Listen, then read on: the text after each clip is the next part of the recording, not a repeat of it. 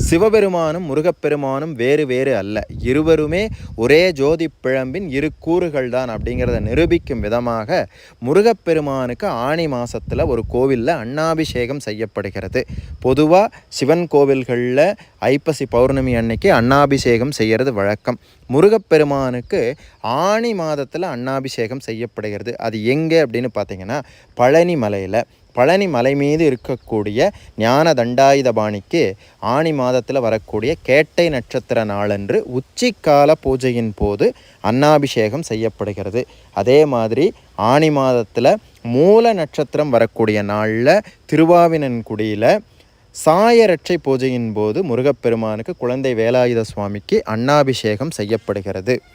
இப்படி சிவபெருமானுக்கு செய்யப்படக்கூடிய அன்னாபிஷேகமானது முருகப்பெருமானுக்கும் செய்வதன் மூலம் நமக்கு உணர்த்தப்படக்கூடிய விஷயம் என்ன அப்படின்னா, முருகன் வேறு சிவன்